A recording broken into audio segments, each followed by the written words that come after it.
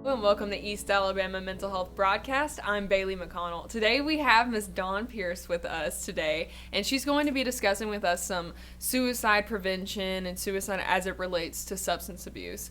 How are you doing today, Miss Dawn? I'm doing good, thank you. So we need to tell them how we met on Alabama Live, which, what was that? That was a few months ago. Right. And we also were speaking on suicide prevention, and we were talking about the QPR that we had coming up in Auburn, and we were also talking about the Children's Policy Council suicide protocol, which we're both a part of that subcommittee. Right. Would you tell our audience a little bit more of what you do in your community and like what you're involved in? Okay.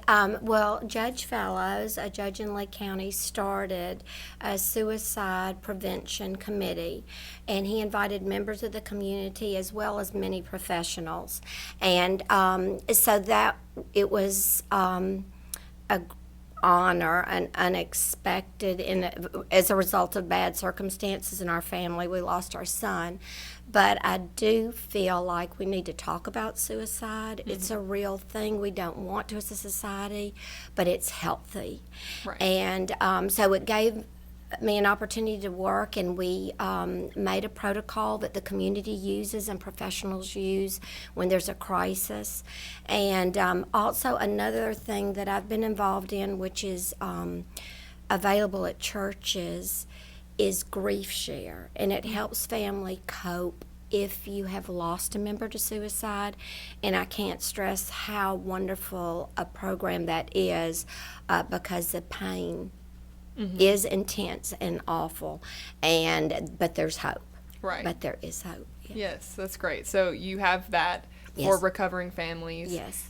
You said that's at churches? Yes, it's at Auburn United Methodist Church, but I know other churches offer it also. It's a video series, so it can be done by Zoom if you're confined to your home. They do meet in small groups also, but it's you share your grief with professionals via satellite or online, and also with other survivors. That's great. Yeah. And we'll flash some information Okay. up on the screen Okay. and we'll give a link for people to find that. Okay. Also, let's get right into this, and let's talk about how suicide is very complicated. It has very complex factors for its causes, and as you said very well, it's very hard and difficult and intense for families. And Right. we want to talk about it. We want to talk about suicide. We want to make that more casual in conversation, to talk about mental health and to talk about crises that people face every day. Right. So will you tell the audience your story and what prompted you to get involved in these community? Okay.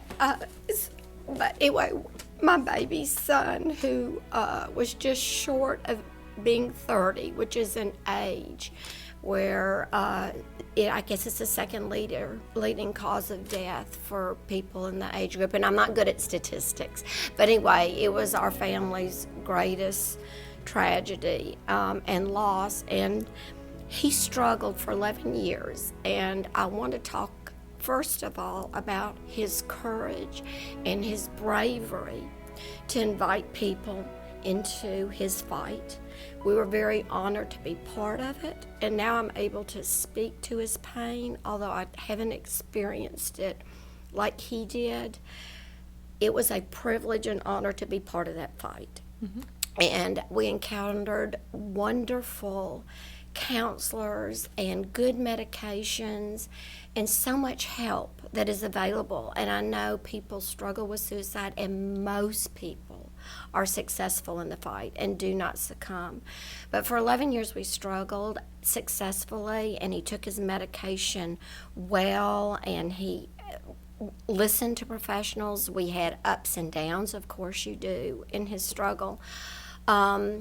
In the end, in my opinion, it was substance abuse. It was prescription substance abuse, and I want to give it a name because we talk about opioids as a substance abuse, but there's other harmful substance. In his case, it was Xanax. It was prescribed. He was weaned off of it once. He got it legally, as far as we know, but it is highly addictive. like an opioid, and the more you use it, you just have to be cautious. And we had great doctors tell us, use this with caution, and he did. It slipped away from him. He was weaned off of it, and then he went back to. And when he uses prescribed, it's a wonderful drug. It's when it's a slippery slope, a very slippery slope. But I love his courage to invite us in. So number one in his story, I would say substance abuse is always, you may think it's a way out, but it's not. It complicates things. It may be a moment of respite, but it's a complicating factor, and there's consequences that make your journey harder, right? And then seeking professional help. It was such a gift on so many levels, and he sought it individually, we sought it as a family, and it was a very important part of his fight. Yeah. So. Well, thank you so much for sharing that, and you shared that with the entire state on Alabama Live, and I was just so proud of you when we did that together. And you're just amazing, Miss Dawn, truly. And we spoke earlier about, we want to really talk about prescription drug abuse and how to prevent that and how to deal with that. As a person that has struggled with substance abuse, we want to really talk about the importance of following prescription and following dosage that the doctor gives you when you are prescribed prescription drugs. And then we also advocate in the community for proper disposal of prescription drugs, for prescription drugs that are no longer being used in the household, or while they're being used, to be kept away securely. And we have doTERRA bags that we pass out to pharmacies to give out to the community. So that's just some prevention that we have for our audience to know about in Chambers, Lee, Tallapoosa, and Russell County. So we also want to talk about how we discuss suicide in the community. So many people feel very uncomfortable when asking the question, are you thinking about killing yourself? A lot of people want to say, are you thinking about hurting yourself? But we learned in our QPR training, in our suicide prevention training, that it's really important to use clear, direct language and to say, are you thinking about killing yourself rather than hurting yourself? Because those two are not the same. And when you use this really clear, direct language, people feel as though you can handle whatever they have to say, whatever their real, honest answer is. So what would you want to tell the audience, some other recommendations to how to speak about these issues? Well, I do, speaking to people who may be thinking about suicide, I just can't say enough about bravery and courage. It takes a lot of courage to tell someone. But Taylor told me the first time he asked was his hardest time, because he didn't want to, of course, scare us or hurt us. And that was a real milestone, because when he struggled, he said when he verbalized his fear of it, it quit circling in his head, is the best way I can describe it, and it let it out. It let the pressure out. So for him to tell us, not only were we able to seek help, it released this thought for him. So just speaking it was a release. And so I do encourage people who are struggling, ask for help. And if you are the person who is lucky enough to be invited into their fight, listen to them. Just try to listen, and try not to freak out. Your first tendency is like, oh, no, what is, but no.